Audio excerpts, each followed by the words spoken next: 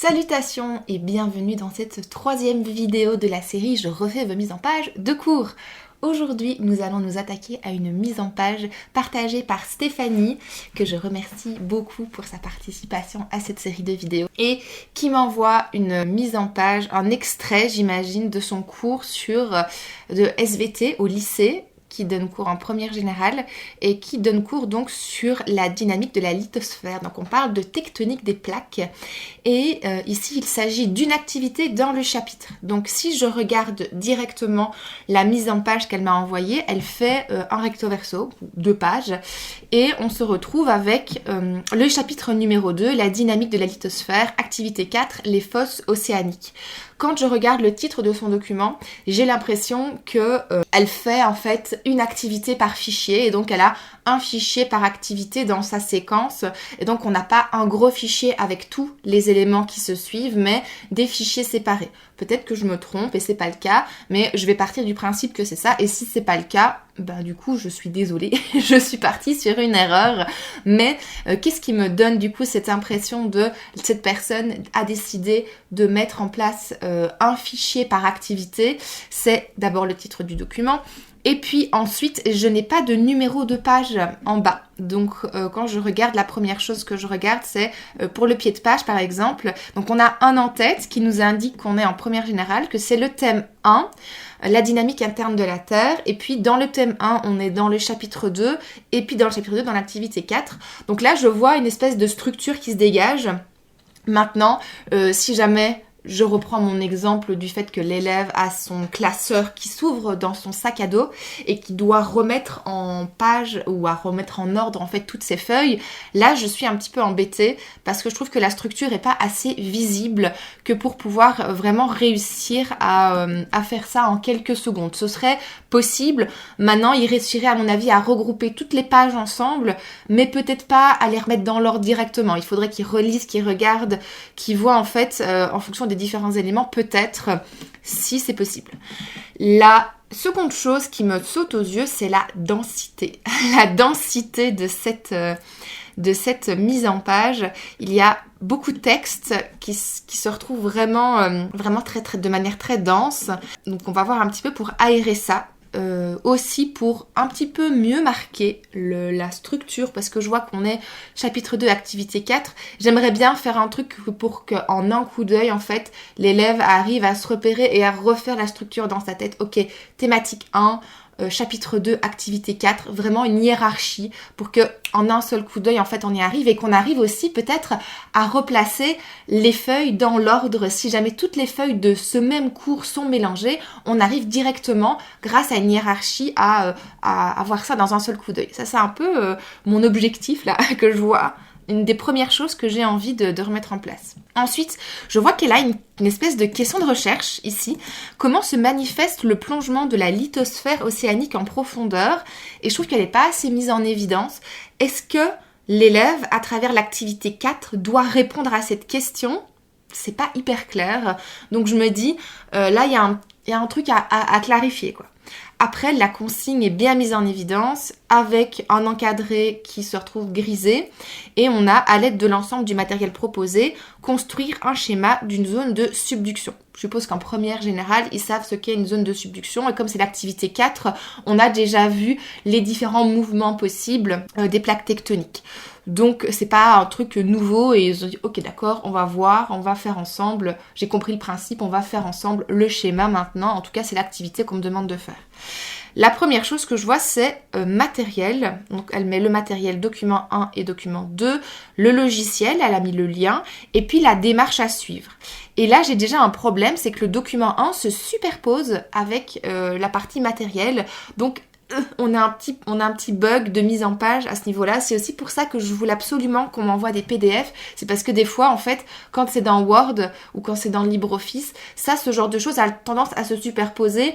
Mais dans la mise en page finale, ça rend bien en fait. C'est le programme à cause des décalages et à cause des mauvaises encres qui fait en fait se superposer les trucs. Mais là, c'est du PDF, ça veut dire que ce que je vois là, c'est ce que les élèves voient aussi. Et ça, c'est un problème parce que je n'arrive pas à lire le titre en fait du document.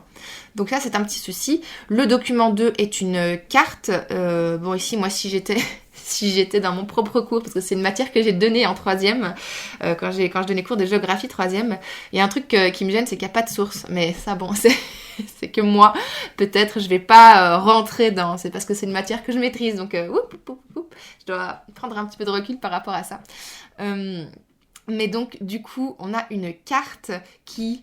Là, pour le coup, elle est bien visible, elle n'est pas du tout trop petite, je pense qu'elle est à bonne taille. On va essayer de la mettre un peu plus en valeur, un peu plus en évidence au niveau même des documents. On va voir un peu comment est-ce qu'on va s'y prendre pour mettre ça en page tout en gardant le côté double page. C'est-à-dire que je vais essayer de ne pas tomber dans 3 pages, clairement, mais donc je vais essayer de mettre un peu mieux en évidence et en valeur les documents ici. Ensuite, j'ai l'encadré des marches à suivre avec les différentes étapes par lesquelles les élèves doivent passer. Il y a un élément directement qui attire mon regard, c'est la partie qui est surlignée. Donc la coupe valide doit être perpendiculaire à la fosse, passer par l'arc volcanique, passer par le maximum de séisme. Et en fait, c'est la chose qui m'arrive d'abord quand je regarde ce tableau, alors qu'en fait, je devrais commencer par lire l'étape 1. Donc, on va essayer de le mettre en évidence sans que pour autant ce soit l'élément premier qui attire le regard. En fait, quand l'élève va tomber sur ce tableau, il ne doit pas commencer par lire une coupe valide il doit commencer par la puce numéro 1. Donc ça, on va essayer d'arranger ça un petit peu. Et puis, présentation des résultats. Sur le document obtenu, on a 5 éléments. Donc ça, c'est une espèce, je crois, de grille d'auto-évaluation, à mon avis, où c'est quelque chose pour dire que ouais, les élèves ont fait, donc j'ai fait, une fois qu'on a fait quelque chose, on a un document de suivi. Comme ça, on peut suivre, ok, tracer le plan de Wadati Benioff, check, c'est fait. Je détermine le pendage sur le logiciel et je note la valeur obtenue. Check, c'est fait. On ne sait pas où on doit la noter par contre. On va un petit peu voir ça ensemble après. Je regarde un petit peu. Là, je vois que le numéro 3, par contre, la case n'est pas en regard du numéro 3. Donc, je vais changer un petit peu ça. Je vois que la mise en page, c'est un petit peu décalé. Donc voilà.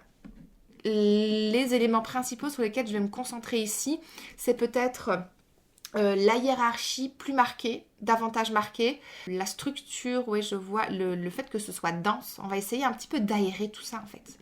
On va essayer d'aérer, de mieux marquer la hiérarchie et de faire en sorte de faire ressortir les éléments qui doivent ressortir et puis de laisser l'accessoire ou en tout cas les outils en tant qu'outils. Donc on va vraiment essayer de bien démarquer les différents éléments pour avoir une dynamique de travail qui se lance peut-être de manière un peu plus simple et moins linéaire peut-être aussi. On est parti. Je ne suis pas 100% satisfaite, je dois bien vous l'avouer, mais je trouve que c'est suffisamment honorable que pour pouvoir être présentée et montrée. Voilà ce à quoi j'arrive pour structurer correctement ma hiérarchie, comme je vous l'avais dit juste avant. J'ai mis donc le rappel du thème ici, donc en en-tête, j'ai ajouté SVT, j'ai rajouté le nom du cours, première générale, le petit logo de l'école, puis le thème 1, la dynamique interne de la Terre, en dessous du thème 1, le chapitre 2, la dynamique de la lithosphère, et puis après l'activité 4, les fosses océaniques, et je pars du principe que cette structure va être répétée sur chaque fichier d'activité. Donc en fait, ça permettra à l'élève de retrouver, ah oui donc ça c'est bien le thème 1, le chapitre 2, activité 4 et il ne restera plus qu'à venir classer activité après activité. Alors j'ai aligné la petite introduction ici, j'ai simplement enlevé la police, un petit peu question de recherche, j'ai un petit peu changé, j'ai rajouté une phrase en la mettant en gras, donc comment se manifeste le plongement de la lithosphère océanique en profondeur, c'est ce que tu vas découvrir avec cette activité, parce que j'imagine que c'est ça avec les coupes, j'ai pas fait les coupes, donc du coup je l'ai pas, je l'ai pas expérimenté l'affaire, mais j'imagine que c'est ça. Après, on a l'encadré avec les consignes et le matériel. J'ai tout regroupé dans un seul encadré et j'ai rajouté un petit QR code pour pouvoir permettre aux élèves de directement accéder et le lien est cliquable parce que j'imagine que ce document va peut-être aussi leur être envoyé au format informatique PDF. Donc, c'est possible. Donc, le lien est cliquable, c'est plus pratique et il y a un petit QR code si jamais c'est pas le cas. Donc voilà, j'ai mis les deux documents ici en colonne et plus en l'un en dessous de l'autre parce que c'était beaucoup plus lisible et beaucoup plus logique en fait pour moi de les mettre sous forme de colonne. avec document 1 et document 2.